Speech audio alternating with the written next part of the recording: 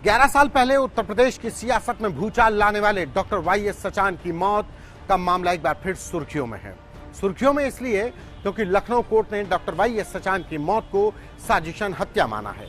इस मामले में 8 अगस्त को कोर्ट ने तत्कालीन डीजीपी करमवीर सिंह समेत तमाम पुलिस अधिकारियों और जेल के अफसरों को कोर्ट में तलब भी किया गया है। दरअसल लोकतंत्र में सरकार का आना और जाना तो जनता जनार्दन के हाथ में होता है, लेकिन कुछ घटनाएं ऐसी होती हैं जिससे सरकारें आती और जाती रही हैं।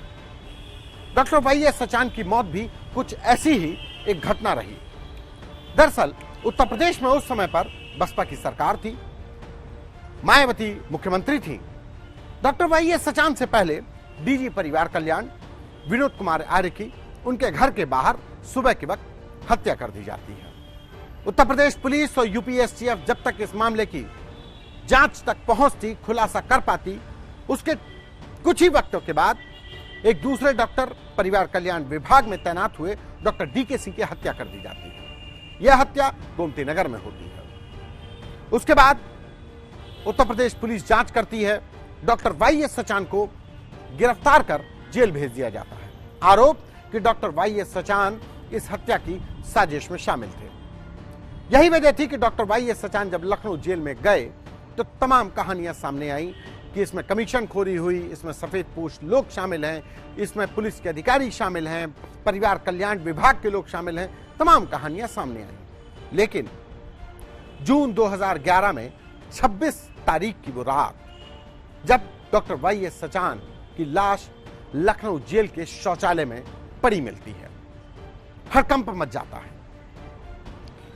उस समय पर लखनऊ में डीआईजी, वर्तमान में जो पुलिस कमिश्नर हैं डीके ठाकुर, यही उस समय पर लखनऊ पुलिस के चीफ हुआ करते थे। ये खुद वहां पे लखनऊ जेल पहुंचते हैं, डीएम लखनऊ वो पहुंचते हैं, तमाम अधिकारी पहुंचते हैं। वजह थी कि उत्तर प्रदेश की सियासत के केंद्र बिंदु में बन चुके परिवार कल्याण घोटाले में डॉक्टरों की मौत में यह तीसरी मौत थी। यह मौत हत्या थी या आत्महत्या, यह एक सबसे बड़ा सवाल बनकर रह गई। वजह इसलिए कि डॉक्टर वाईएस सचान का जो शव था वो शौचालय में कम्बोर्ड पर लटका था। पुलिस की तरफ से शुरुआती तौर पर दलील दी गई कि उन्होंने जो शौचालय का जंगला था, जो रोशनदान था, वहां पर अपनी बेल्ट से फांसी लगा ली और उसके बाद उन्होंने जान देने की कोशिश के लिए अपने शरीर पर खुद ही ब्लेड से निशान लगाए। ऐसे करीब 26 से 27 घाव उनके शरीर पर मिले थे। पोस्टमार्टम रिपोर्ट में इसका बाकायदा उल्लेख भी किया गया था। बहरहाल रातों रात उनका पोस्टमार्टम होता है, उत्तर प्रदेश की सियासत गर्माती है, लखनऊ के भैंसा कुंड पर उनका अंतिम संस्कार होता है।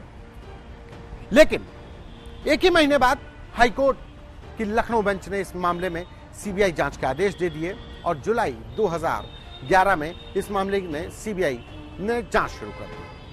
सीबीआई ने तफ्तीश शुरू की, तमाम लोगों से पूछताछ की, पुलिस के अधिकारियों से पूछताछ की जो उस विवेचना में शामिल थे, जो इन्वेस्टिगेशन में शामिल थे।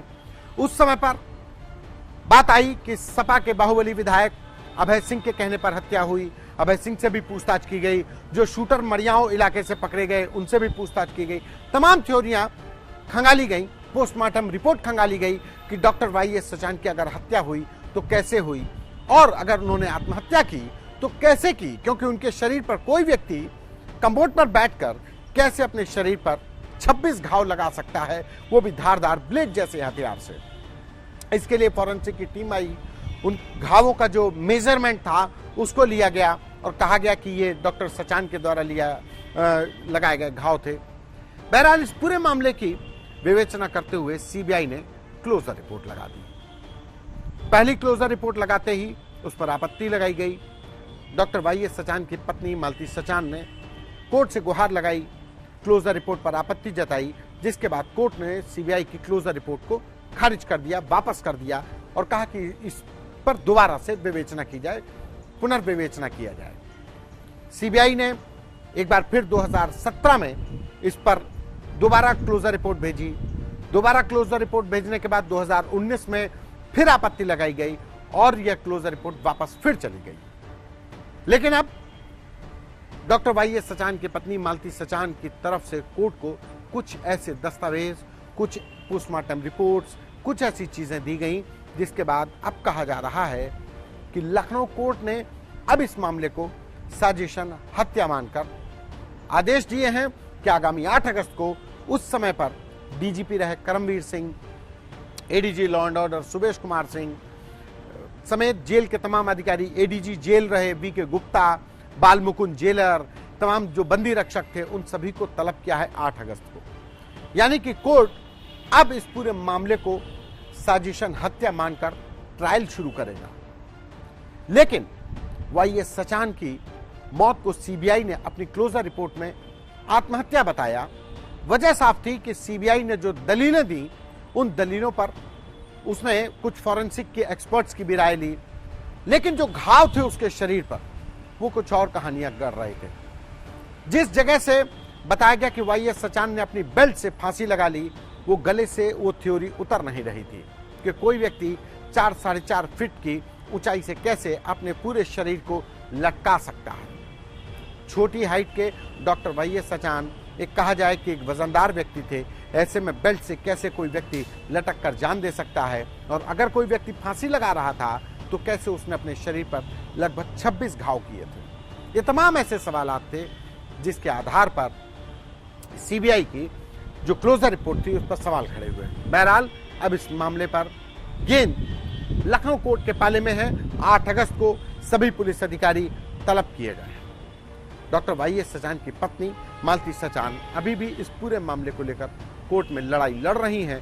वो मानने को तैयार नहीं है कि उनके पति की साजिशन हत्या नहीं हुई थी, वो आत्महत्या थी। डॉक्टर वाईएस सचान से जुड़ी तमाम अन्य खबरों को जानने के लिए, देखने के लिए, हर अपडेट को समझने के लिए बने रहिए हमारे साथ, देखते रहिए यूपी तक। नमस्कार।